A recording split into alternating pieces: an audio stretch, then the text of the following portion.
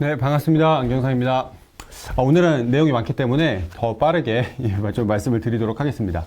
자, 2021년 부동산 어땠는지, 그리고 2022년 부동산 시장 어떨 것인지 주택을 기준으로 해서 좀 말씀을 드릴 거예요. 근데 이게 어떤 의미가 있느냐? 우리 만나는 대표님들께서 어디든 살고 계시잖아요. 근데 또 어떤 이제 부동산을 취득을 할까? 뭐 이런 고민하시는 분들도 더 계시고, 그 다음에 종부세가 엄청난 이슈이기 때문에, 종부세 때문에 이걸 어떻게 처분해야 될지 말아야 될지 이런 고민들 되게 많이 하고들 계세요. 그래서 그것에 대한 어떤 인사이트를 드리는, 이제 팀장님들께서 되시기를 바라는 의미에서 오늘 시간 좀 마련을 했습니다. 우선 현황부터 좀 볼게요. 2021년 부동산 어땠는지.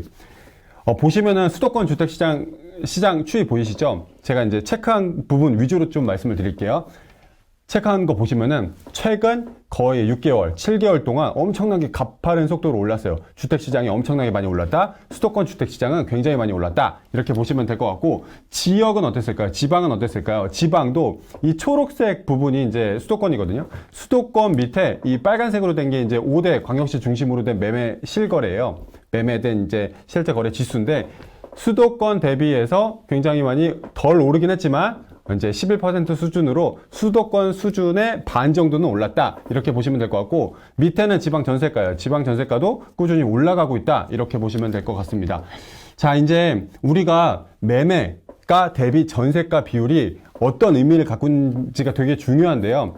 2011년도부터 이 빨간색 표시 보시면은 2011년도에는 만약에 아파트 가격이 10억이다. 그럼 전세가가 5억 정도였어요. 그래서 한 50% 정도를 수준을 유지를 했었던 거죠. 근데 이제 계속 이제 빨간색이 올라가고 있잖아요. 그게 뭐냐면은 매매가 대비 전세가 비율이 높아지고 있다. 전세가가 계속 올라갔던 거예요. 그러니까 10억 그리고 5억. 그래서 50% 수준을 유지하고 있었는데 그 전세가가 5억, 6억, 7억까지 올라간 거죠. 16년도, 17년도에는 7억 정도까지 올라간 거예요. 그래서 비율이 70%까지 올라갔죠. 그리고 나서 계속 이제 비율이 낮아지고 있잖아요. 이게 어떤 의미예요?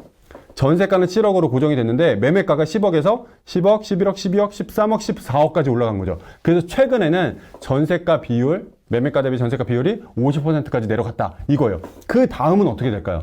그 다음은 매매가가 떨어지면서 저 갭을 메꿀 수도 있는데, 전세가가 올라가면서 저 갭이 또 이제 벌어질 수도 있는 거잖아요. 이제 전세가가 또 많이 올라갈 것 같아요.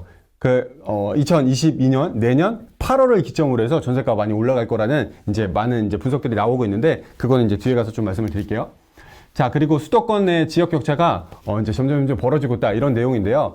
이게 뭐냐면은 이제 이 서울, 경기, 인천 이렇게 보시면 이제 좀 색이 좀 진하게 찍혀 있는 곳들이 있잖아요. 그거를 이제 약간 바운더리를 해가지고 이렇게 표시를 했는데, 그 지역 위주로 하락 거래 비율이 점점 높아지고 있다, 이런 내용들이에요. 그 지역 한번 보시면은 하락 거래 상위 지역들이에요. 인천 수도권 1호선 지역들, 그 다음에 평택 지역들, 그 다음에 여주 도시개발지구 인근, 그 다음에 경기 광주, 그 다음에 의정부 남양주 인근, 최근 급등한 지역들 위주로 많이 이제 하락된 어떤 단지들이 나타나고 있다.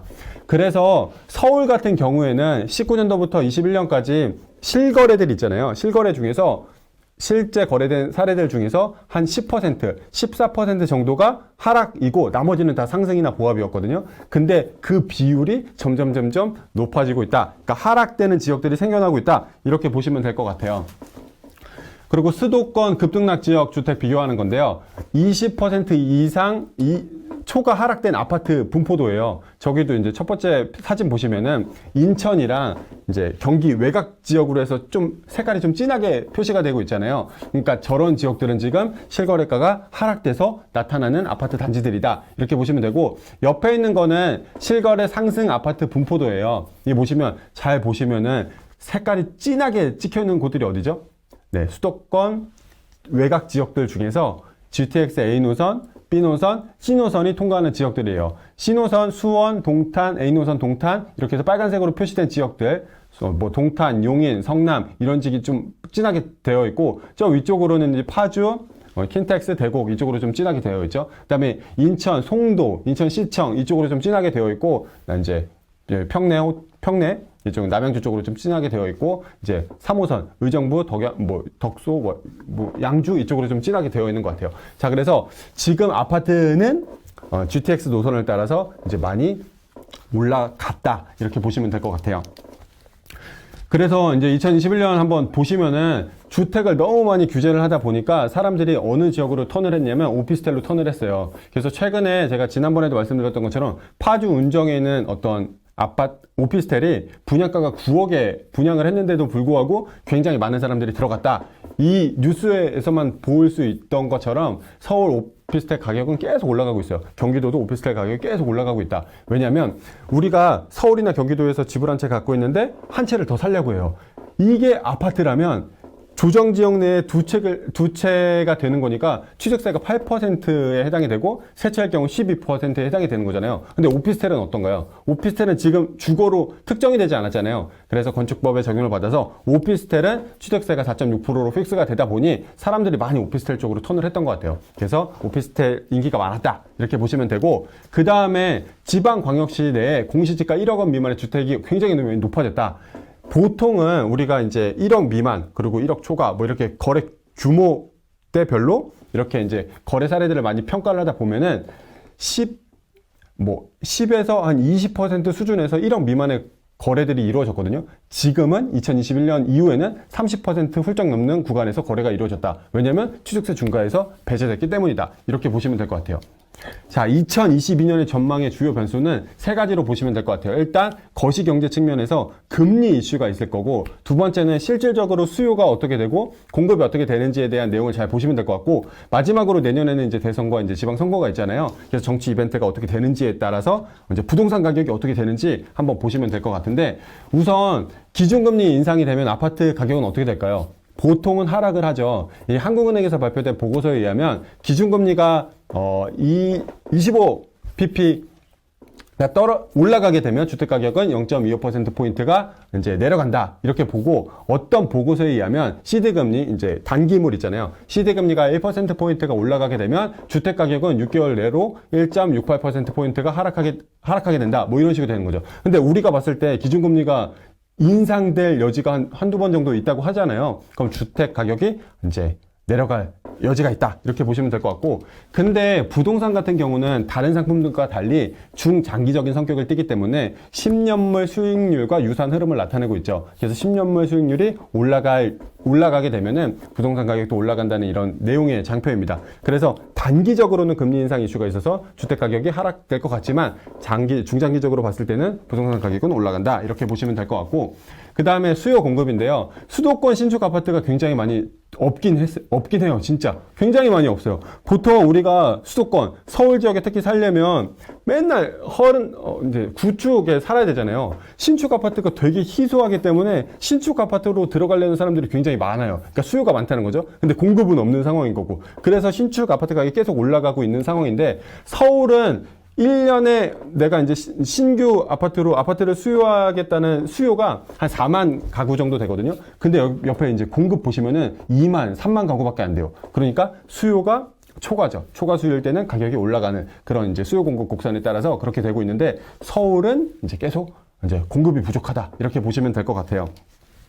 서울 지역은 잘 신축 위주로 잘 투자하시는 거는 굉장히 좋은 선택이다. 보시면 될 것 같고, 지역별 이제 아파트 증여 비율인데, 보통 우리가 소유권을 A에서 B로 이전하게 되면은 매매라는 형태를 통해서도 할 수 있고 증여라는 형태를 통해서도 할 수 있잖아요. 근데 보통 이 비율이, 증여를 하는 비율은 10% 미만이에요. 근데 서울 지역은 이 파란색 보시면은 서울 지역에 주택을 갖고 있는데 증여로 넘기는 비율이 30% 이제 수준까지 오게 된 거죠. 보통은 10% 내외에서 이루어졌는데 지금은 한 열에 3번 정도는 다 증여로 넘기는 거예요. 자녀든 누구한테든 증여를 지금 하고 있다. 그리고 밑에 부분 보시면은 전국적으로도 한 2, 3% 수준에서 증여가 이루어졌는데 지금은 거의 10%까지 육박을 하고 있다. 그러니까 뭐냐면 이제 내놓지 않고 다 증여하고 있다는 소리예요. 증여가 지금 트렌드가 되고 있다는 거죠. 이렇게 보시면 되고, 옆에는 제가 좀 전 장표에서는 신축 아파트를 분양하는 아파트들을 말씀을 드린 거면, 지금 이거는 구 아파트를 다주택자가 내가 팔아야 되는 그런 매물들을 말하는 건데, 그 매물들도 지금 줄어들고 있다. 이렇게 보시면 될 것 같아요. 자, 그리고 두 차례 정치 이벤트가 있는데, 지금 정치의 이슈가 지역 간의 격차를 좀 해소하겠다, 이런 내용이거든요. 그 이유는 뭐냐면 수도권으로 너무 많은 사람들이 집중되고 있다. 그래서 제가 일전에도 말씀드렸던 것처럼 수도권의 인구가 몰려 있어서 수도권과 비수도권 인구 비율이 수도권이 훨씬 더 많다. 이렇게 말씀드렸잖아요. 그러니까 수도권으로 사람들이 모이고 있어서 이걸 분산하려고 하고 있다. 이런 내용인 거고, 현황은 수도권과 지방의 부동산 격차가 점점 벌어지고 있다. 그래서 지금 평균적으로 가격으로 봤을 때 수도권 동일평수 그리고 지방의 동일평수 한 5억 원 정도 차이가 나고 있는 것 같아요. 근데 이게 점점 벌어질 것 같다는 이제 분석이 결과가 좀 있습니다. 자, 그리고 저 장표는 정치 이벤트에 영향을 받는 부동산 상품으로는 재건축 아파트와 토지가 있는데요. 재건축 같은 경우 지방 쪽 재건축이 활성화가 되는 거는 보수적인 성향이 아니라 이제 진보적인 성향의 당이 됐을 때는 지방 특히 재건축 부동산이 많이 들썩들썩 거린다. 그리고 이제 보수 측면에 당이 집권하게 되면은 이제 서울 지역에 수도권 지역에 재건축 값이 들썩들썩 거린다. 그러니까 어떤 색깔 당이냐에 따라서 지방 재건축이 들썩들썩 거릴지 수도권 재건축이 들썩들썩 거릴지 이제 여러분들께서 좀 판단하시면 좋을 것 같고, 그리고 대선이나 지방선거 당시에 토지 가격 이렇게 보시면은 여기가 0인 곳이거든요. 0 다 이상이잖아요. 다 올라가고 있다는 소리예요. 근데 예전 대선 가장 직전 대선에는 이제 가장 더 큰 폭으로 변동률을 보이고 있다. 이렇게 보시면 될 것 같아요. 그래서 오늘 결론인데요. 매매 가격 어떻게 될까? 아파트 매매 가격 어떻게 될까요? 이거 거시적으로는 금리 이슈가 있어서 단기적으로는 하방 압력이 굉장히 강한 것 같아요. 근데 또 중장기적으로 보면은 괜찮다라는 말씀을 드리는 거고, 이게 수요 공급적인 측면에서 봤을 때도 수도권은 괜찮은 것 같아요. 수도권 중에서 특히 서울은 괜찮은 것 같아요. 근데 또 이제 인천 지역은 물량이 되게 많기 때문에 인천은 좀 힘들 것 같다. 뭐 이런 식으로 좀 말씀을 드리고 있는 거고, 여기 중간에 보시면은 전세는 내년 8월부터 계약갱신 청구권 만료가 되는 물건들이 나오며 상승폭을 키울 전망이다. 임대차 3법 때문에 이제 전세 물량을 전세 가격을 좀 이렇게 막아놨는데 그 물량이 내년 8월부터 나오기 시작하거든요. 그래서 전세가가 아마 폭등할 조짐이 있는 지역들이 되게 많아요. 그래서 그런 이슈들 때문에 전세가가 밀면서 매매가 하방 압력을 방어하고 매매가가 이제 기하급수적으로 떨어지는 거는 막을 거다. 뭐 이런 내용들이 이제 분석이 되는 거죠. 그래서 내년도 이제 추인데요. 내년도 이제 전망이에요. 전국적으로는 한 2% 오를 것 같고 수도권은 3%, 지방은 1%, 전국적으로는 뭐 6.5%, 전세는 오를 것 같다. 이건데 제가 작년도 거 한번 비교해 보니까 이 수치들이 거의 한 더블 정도로 이제 올라가고 있는 모습들을 확인할 수 있었거든요. 그래서 오늘 내용들 이렇게 좀 정리를 했어요. 금리적으로는 하방 압력이 있을 거다. 수요와 공급적으로는 괜찮다. 근데 지방의 일부 지역들을 중심으로는 공급 물량이 너무 많기 때문에 좀 힘들다. 보시면 될 것 같고, 하지만 전세가가 이제 앞으로 내년 8월부터는 받쳐줄 거다. 그래서 괜찮다. 말씀드리는 거고, 그 대선과 지방선거 이슈 때문에 지역 간 격차를 줄이는 쪽으로 이제 많이 아젠다가 나오고 있는데, 이제 그럼에도 불구하고 지금 정치 이슈가 강하다 보니까 부동산 가격은 조금 더 이제 올라갈 여지가 있다. 그리고 이거는 제가 거시적으로 말씀드린 거잖아요. 거시적인 거 말고 미시적으로 또 시장이 되게 많이 달라요. 그 미시적인 부분에 대해서는 앞으로 월요 방송을 통해서 말씀드릴 거고, 다음 시간에는 상업용 부동산 말씀드릴 거고, 그 다음 시간에는 토지 시장에 대해서 말씀드리는 시간 갖도록 하겠습니다. 다음 시간에 뵙도록 하겠습니다. 감사합니다.